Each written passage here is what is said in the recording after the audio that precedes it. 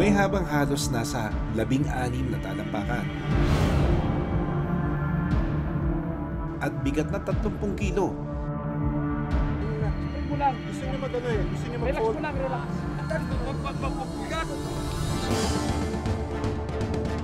Nakakatakot kung titingnan ng dambuhalang sawa na ito.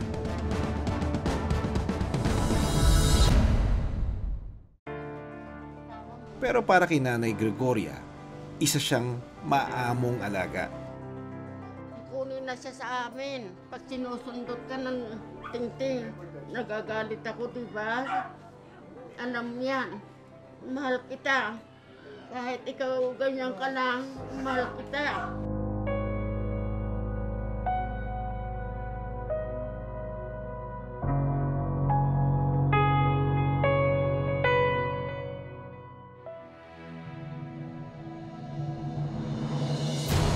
Kung itinuturing na babagsik ang mga sawa,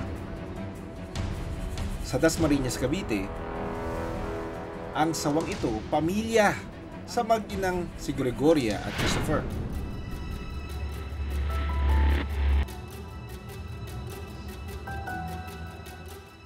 Taong 1994 nang ma-rescue nila ang sawang ito sa isang construction site malapit sa kanilang bahay. Pinangalanan nila ang alagang babaeng sawa na si Queenie. Queenie ang pinangalan nila dito dahil ito ang reyna ng kanilang pamilya. Mait yan. Paano-ano lang siya dyan. Sabi ko, wala pang nagbibigay ng pagkain sa'yo, hintay ka lang ha. Gapang-gapang lang siya dyan. Sasabihin ko, hello Queenie, magandang umaga. Ngayon ay halos nasa 3 dekada nang nasa pangangalaga nila Nanay Gregoria ang sawa na si Queenie. May haba itong halos nasa 16 na talampakan. Karne ng manok ang kanilang pinapakain dito. Kahit napamahal na sa kanila si Queenie, napagdesisyonan na nilang isurrender ito. Bakit niyo ibibigay na sa amin? Wala pong pagkain kami magbigay, naawa naman po kami. Hindi madali sa kanila ang pag-surrender sa alagang si Queenie. Pero ito ang kanilang dapat gawin. Halika.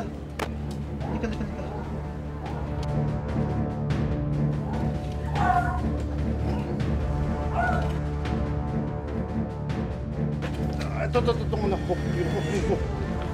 Ay!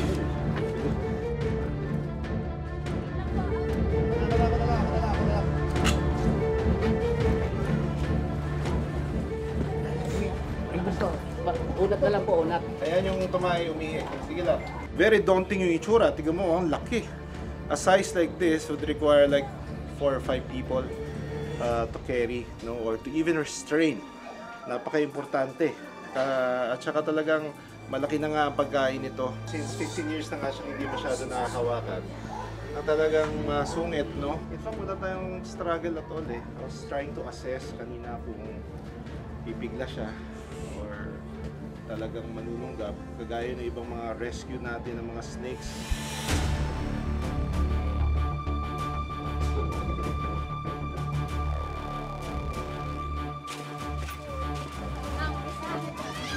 Yung mga tao, akala nila kapag nagpa-rescue sila, sinurrender nila yung mga alaga nilang mga sawa, akala nila they will magically go into this one place na masaya silang mabubuhay kasama ng ibang mga snakes immediately with abundant food, etc. No, hindi ganun. Yung mga snakes like this na sobrang tagal na in captivity, hindi na sanay mag-hunt, talagang ililipat lang natin sila talaga ng kulungan.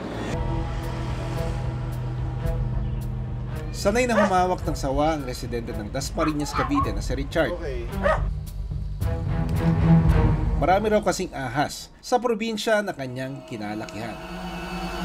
Ngayon, siya raw ang tinatawag ng mga tao sa tuwing may kailangan i-rescue na sawa. Yung tumawag sa atin, meron daw siyang nahuli na mga sawa, no? Tignan natin. Nilagay niya dito sa isang lalagyan dito eh. Saan galing itong mga sawa na nandito? Yung isa, nakita ko dyan na binibinta nung dito sa taas, mga binata. Okay. Tapos nung makalipas ng linggo, may tumawag ulit sa akin dito, yung taga dyan, Yeah. sa tulay. merong nakitang sawa na paakyat doon sa katayan ng Nagulat kami sa itsura ng nguso ng sawa. Halos flat na ito dahil sa tinamong sugat. Attempt to escape, yung ano talaga nila, babasagin nila yung kulungan nila para makawala sila, no? Ano nangyayari? Lumabasag yung uso.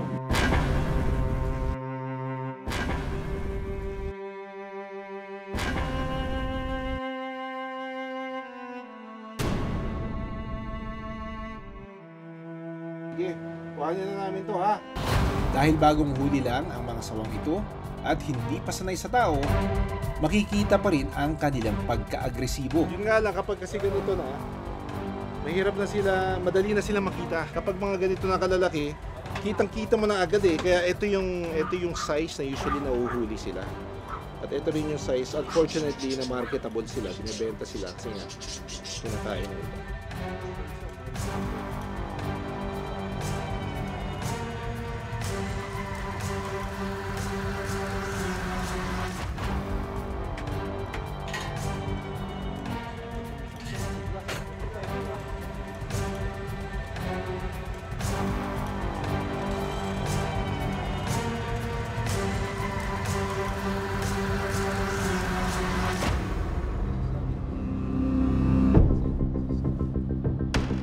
Bago dalhin sa bago nilang bahay ang sawang si Queenie at ang dalawang pang sawa na na-rescue ni Richard, gagamutin ko muna ang mga ito. Oh! Ayos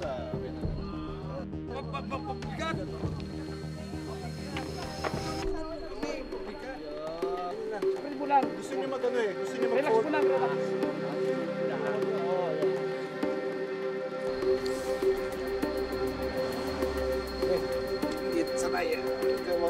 Paano na? Light lang yung hawak. Opo, ano? Okay, support. Alright. On physical examination, nasa loob naman to for the last 27 years to sa cage niya. May mga healed na scars, most likely from old scars to. Ayan, wala namang kaso, wala rin din siyang parasites. So right now, nag-shed siya ng ano, kita mo malabo yung mata. It's about to molt. It's about to shed the skin, which they do regularly.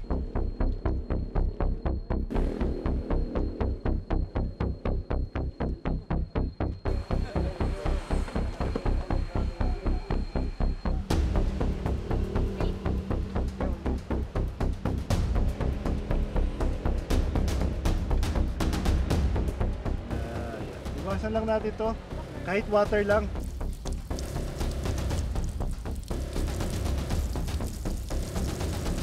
Baho na nung ano, sugat niya.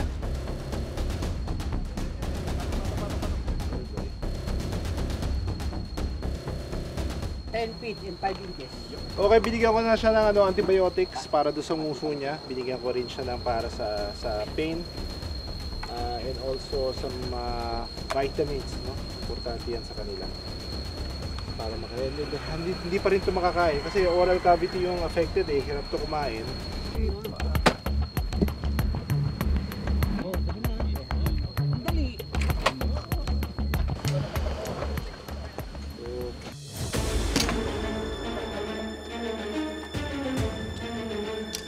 Ang itlog. Lalaki yun, okay.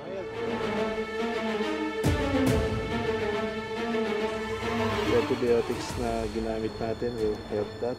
Basag din yung uso niya eh, oh. Pero okay naman yung kanyang makakapag-hunt to mga to. Same as the other one.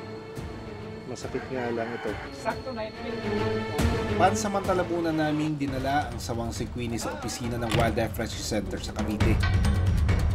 Ika-19 ng Hunyo, nadala na si Queenie sa isang rescue center sa Calauan, Laguna.